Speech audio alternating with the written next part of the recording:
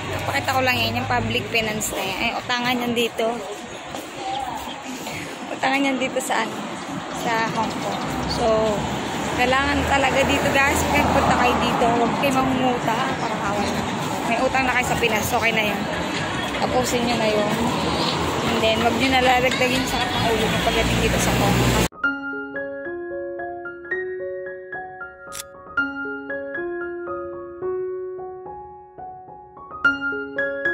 Hello people of the universe, hello, welcome back again sa aking YouTube channel. This is Maddie Crealuyo on the house. Bago sa ating lahat, it's another Sunday. So today is March, ano po ngayon? Ay, nakalimutan ko na. March 5, yan, 2023. So, I'm excited to go out, but late na ngayon, ang oras na, 10, magte-10 na. So, I'm just waiting for the bus to arrive dito sa malapit sa station namin. So, I'm still here at our room. So, si ate, yung kasama ko dito sa bahay, is naka-duty siya ngayon. Nag-dep siya, no? Last Thursday. Yeah, but anyway, I'm getting ready. Everything is packed. Okay. I guess today is not cold today. Mainit sa labas ngayon. Pero mahangin. Medyo malamig pa rin. So, ito yung outfit ko today. I think nakita niyo na to before. So, yan. Suotin natin siya ulit. Medyo maluwag lang siya sa akin. Malaki na. Kasi, maliit yung braso ko eh. Ang laki nung So, yun yung ating And, today, I'm so excited din. Kasi nga, di ba nga, nakita niyo mga labahan namin. So, dito nga, di ba, ang liwanag ng, parang puti-puti ko lagi sa vlog ko. Pasensyaan nyo na maputi ako. Tapos, pag nakita niyo ako sa personal, hindi po ako maputi. Maliwanag kasi dito, guys, tingnan nyo naman, di ba? Sobrang liwanag sa bintana namin. So, pagpasensyaan nyo na. Ano yan? Reality versus, expectation versus reality. So, magsapatos na ako. Para tatakbo na lang tayo mamaya. And then, ayun nga, today is, excited ako today. Kasi, diba nga, since March 1, last Wednesday, nag-start na ilift yung mask mandated, diba? So, since March 1, na lumalabas ako, hindi talaga ako nag-mask. Pero yung first day, ayan, ipopost ko yun yung yung how it feels yung first day na walang mask or whatever. Meron akong vlog noon, yung first day. Natiray ko rin hindi mag-mask. So, ayun muna ang mapapanood nyo before this one. So, for today, siguro, since 1, kasi yung March, yung umpisa talaga, yung March 1, parang conscious pa ako. Kasi most of the people talaga is nakamask pa talaga. Kahit sa bus, yun sa mga transportation, MTR. So, nako-conscious pa ako. So, kaya may dala rin ako mask in case, diba? So, conscious pa rin ako. But on the second day, on the third day, nakita ko rin yung amo kong babae. Hindi rin siya nagmamask paglabas. Kasi, ayun yung medyo maselan sa mga amo ko. Yung lalaki talaga okay lang. Sinabi, hindi na, pwede na, ganun, go lang. Pero yung amo kong babae kasi medyo may pagkamaselan din. But, she's okay. Kasi, yung nagsundo kami last time, may dala akong mask. Tapos, tinatry ko kung lalabas pa siya ng nakamask. Hello. Say hi to my vlog. Tatago pa siya.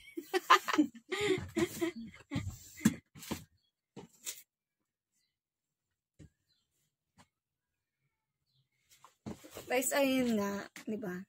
So, okay na. Lalabas tayo ngayon na walang mask. Let's go. Hinantay ko lang yung bus na minutes na. Ayan.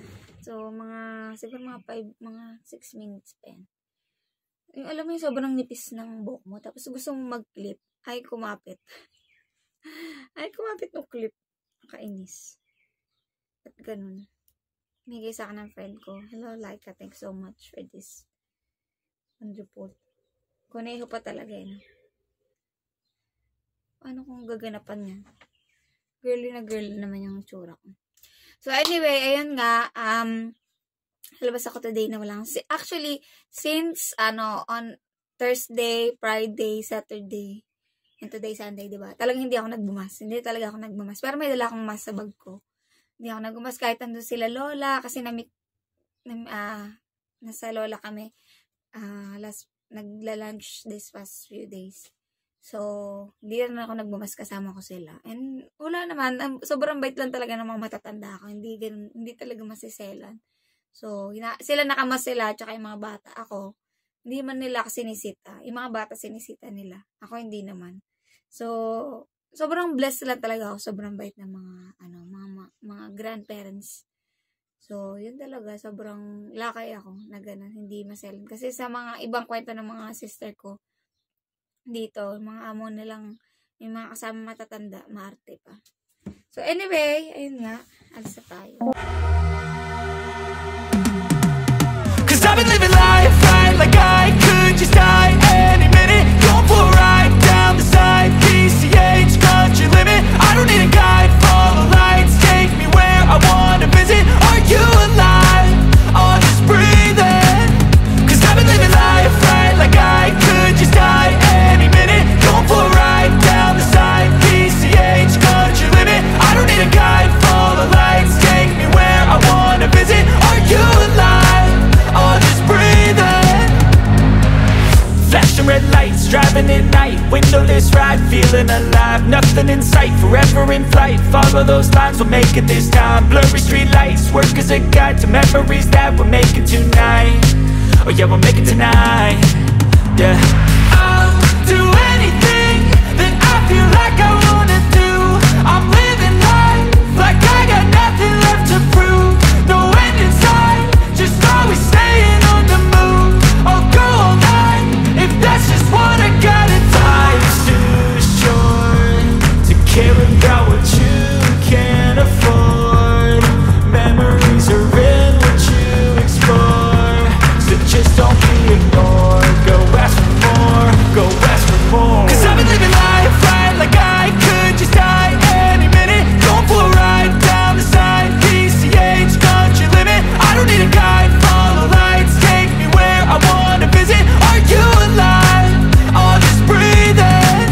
Cause I've been living life right like I could just die any minute. Going for a ride down the side, PCH, country limit. I don't need a guide, follow lights, take me where I wanna visit. Are you alive? Or just breathing? I'm in a race that everybody's chasing fast. They wanna be that someone on the screen at last. They ain't looking inside for their needs in life. They wanna be like me.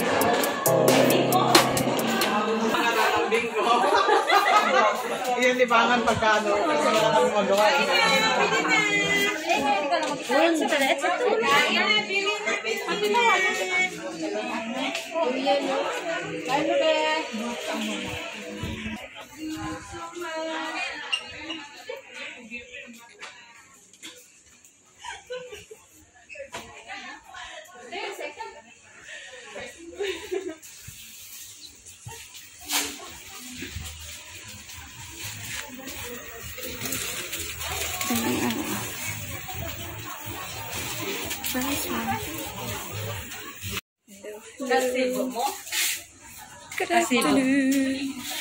Ayan, dito ako ngayon sa Filipino shop dito sa Yunlong. So ayan, bumili lang ako ng pansit sa Price Right, Ticasil, turmeric, at tingong kape. So ayan na, diba? Ito yung mga tambayan ng mga Pinay. Ito yung Filipino store dito sa Yunlong. So ayan guys, good morning sa ating lahat. Ada Sunday. So hindi na ako nag-mask. Bakas din. So, pupunta na ako saan? Ito. So,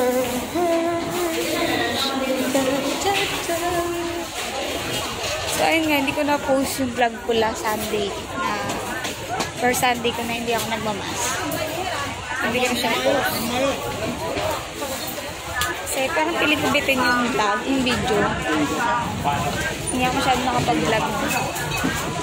So, ayan, dito na tayo dahil sa kabila. Gitna. And nahiyat ako mag-vlog eh. So, ayun yung Kaibo. Kaibo shop. Ay, mura yung mga ano dyan, mga prutas. Yan, yun. Mga nakaano na tumpok man tawag. Oh, $20 oh. Kaso nga lang di pa ako makakain ng orange eh. Kasi nga diba masama ang ating tiyan. Ano tayo, inaataka tayo ng acid reflux. Ang iwanag, or ito naman yung tapos yan guys, tour ko na kayo. Tapos dito yan, yung part ng so yun lang to. Yan ako, babagahe, yung mga manikaman, charot. Yan, babagahe sila, pwede yung babagahe dito. Yan dito chunuan eh. So ayan, diba, buhay OFW. Ay, vlog ako te. May stop ako na corner. Sarap. May nagaano. Ayan, missionary ba yun? Pilipina din. Nangingi ng mga anak-anak. Donation, ganyan. So, marami rin mga Pilipina dito. Tambay.